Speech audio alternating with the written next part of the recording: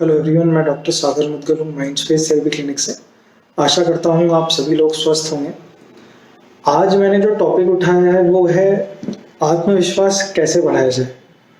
और यहाँ मैं कुछ बहुत लेक्चर नहीं देने वाला, बहुत इजी और इफेक्टिव स्पॉट ऑन टेक्निक देने वाला हूँ आपको, बस जिससे आप अपना सेल्फ कॉन्फिडेंस बढ़ा सकते हैं।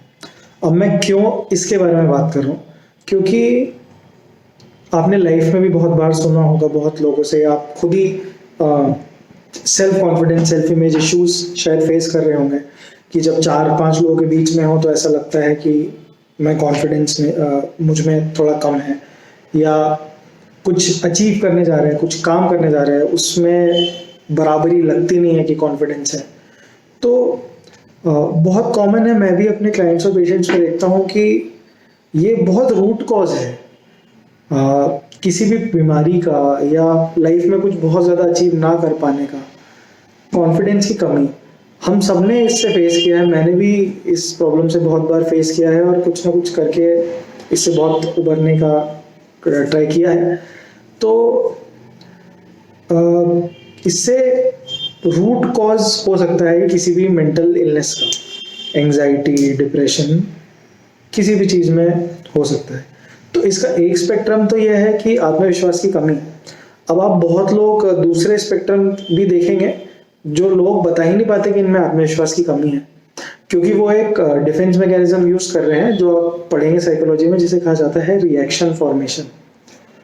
उनमें अंदर से कॉन्फिडेंस की कमी है, लेकिन बाहर दुनिया को दिखाने के लिए वो ओवर कर देते हैं। नई सिचुएशंस में कूद जाना जहाँ पता नहीं हो, रिस्क लेना, बस ये बताने के लिए अपने आप को और दूसरों को कि नहीं मैं कॉन्फिडेंट हूँ, जिससे वो एक तरह से अपने आप को खतरे में डाल रहे हैं। जितना कॉन्फिडेंस की कमी नुकसानदायक है, उतना ही ओवर कॉन्फिडेंस, अति आत्मविश्वास, जिसे बहुत कॉमन बोलचाल की भाषा में हवाबाजी कहा जाता है, जिसे उस फील्ड का कुछ ABCD भी पता ही नहीं है, लेकिन वो उसमें कूद गया क्योंकि उसे दिखाना है कि नहीं मैं तो बहुत कॉन्फिडेंट हूँ।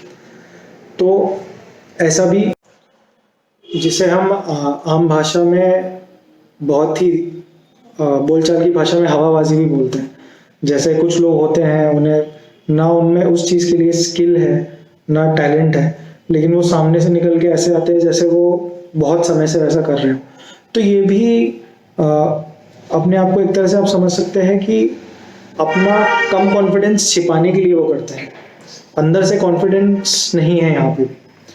तो कॉन्फिडेंस की कमी से बहुत सी बीमारियां हो सकती है, एंजाइटी, डिप्रेशन से लेकर जो चाहे, हर जगह स्ट्रेस होता है।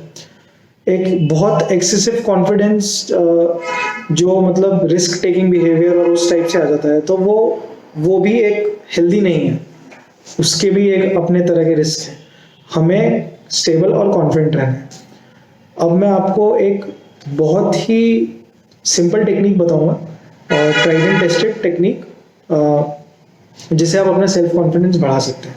उसके लिए हम बहुत शॉर्ट में पहले समझेंगे कि ये हम कैसे कर सकते हैं, इसकी थोड़ी सी थ्योरी के बारे में हम बात करेंगे। आप सब लोगों को आइसबर्ग के बारे में शायद पता होगा, या जैसे बर्फ का पहाड़ होता है जो समुद्र में, तो ऐसा हमेशा होता है कि अगर पहाड़ इतना बड़ा है तो केवल जो मेरा इतना सा पार्ट है वो दिखता है समुद्र के बाहर, बाकी का पार्ट पूरा अंदर रहता है। तो इसी एनालॉजी से हम समझ सकते हैं माइंड को। जो ये पार्ट ऊपर ऊपर का दिख रहा है जो समुद्र के ऊपर, इसे कहा जाता है कॉन्शियस माइंड, चेतन मन, जो जिसके बारे में आप जानते हैं कि अभी मुझे कैसा महसूस हो रहा है, क्या लग रहा है, मुझे क्या किसी ने बोला, मेरे दिमाग में क्या विचार चल रहे हैं। और जो पूरा नीचे का जो मैक्सिमम स्पेक्ट्रम है, जो 90 to 95% माइंड को बनाता है, मन को बनाता है, उसे कहा जाता है अवचेतन मन या अनकॉन्शियस माइंड। तो जो मैं सिंपल टेक्निक आपको बता रहा हूँ वो आपके अवचेतन या अनकॉन्शियस माइंड पे वर्क करती है, नीचे वाले स्पेक्ट्रम पे। क्योंकि कॉन्शियस माइंड पे अगर आपको वर्क करना है तो उसमें बहुत एफर्ट लगता है, बहुत टाइम लगता है। सीधे से ऐसे किसी को बोलने से कि अरे क्या हो गया, तुम कॉन्फिडेंट हो जाओ, कॉन्फिडेंस बढ़ाओ, ऐसे किसी का कॉन्फिडेंस आज तक कभी भी नहीं बढ़ा है।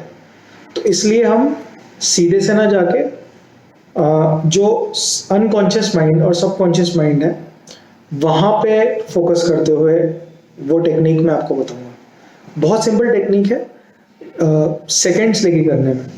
डेली अगर रूटीन में सेट कर ले तो शायद 20 से 30 सेकेंड से ज़्यादा नहीं लगेंगे आपको। अब इसमें करना बस ये है कि जब आप सोने जाते हैं और जब आप उठते हैं, ये ऐसी अवस्थाएं होती हैं तो जब आपका अनकॉन्शियस माइंड ज़्यादा एसेसिबल होता है आपके लिए। इन्हें ट्वाइलाइट स्टेट भी कहा जाता है, जैसे हिंदी में संध्या काल कहा जाता है। तो ये भी एक प्रकार का संध्या काल है नींद का। तो आपको करना बस ये है, जब आप रोज रात में लेटते हैं तो आपको आंखें बंद करके आराम से लेट जाना है। आती और जाती सांसों पर अवेयर रहना है बस कि सांस आ रही है, जाती है, और हर जाती सांस के साथ शरीर रिलैक्स हो रहा है। ये ब्रीदिंग अवेयरनेस में मैं पहले काफ़ी वीडियोस में अपने बता चुका हूँ। जब लगे कि शरीर थोड़ा रिलैक्स है और हल्की सी नींद भी आने लगेगी आपको, उस समय में आपको खुद में एक थॉट या विचार रखना है, जिसे सजेशन कहा जाता है। ये विचार रखना है। अब ये विचार क्या होना चाहिए? बहुत स्पेसिफिक होना चाहिए। तो ये विचार इस प्रकार से होना चाहिए, जैसे जैसे दिन बीतते जा रहे हैं मेरा आत्मविश्वास बढ़ता जा रहा है। बस ऐसे लेट के रिलैक्स होके सोने से जस्ट पहले ये विचार आपके मन में रखना है बार बार, जैसे जैसे दिन बीतते जा रहे हैं मेरा आत्मविश्वास दिन ब दिन बढ़ता जा रहा है। ऐसे करते करते आपको सो जाना है।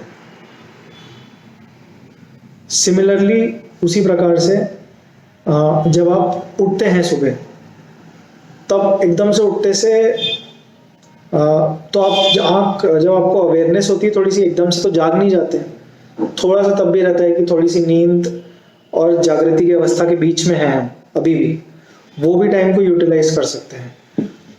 उठने से जस्ट कुछ सेकंड पहले यही थॉट वापस से देना है। अब मैं इंग्लिश में बताऊंगा। As days pass by myself confidence is increasing day by day. जैसे जैसे दिन बीतते जा रहे हैं, दिन प्रतिदिन मेरा आत्मविश्वास बढ़ता जा रहा है। और इसमें सेकंड्स लगेंगे, समय नहीं लगेगा बिल्कुल भी। बस ये विचार 2-3 बार मन में आया, करा, और धीरे से आँख खोल के उठ जाना। अब आपको लगेगा कि इससे क्या होगा। सेकंड्स तो 30 ही लगे इसमें, हार्डली 30 सेकंड या 40 सेकंड, उससे ज़्यादा तो लगेगा नहीं। एक बार रात में, एक बार सुबह। ये जो आपका विचार है ये एक सीड या बीज का काम करेगा, जो आपके सबकॉन्शियस माइंड या अनकॉन्शियस माइंड भी जैसे कहा जाता है, उसमें इम्प्लांट हो जाएगा।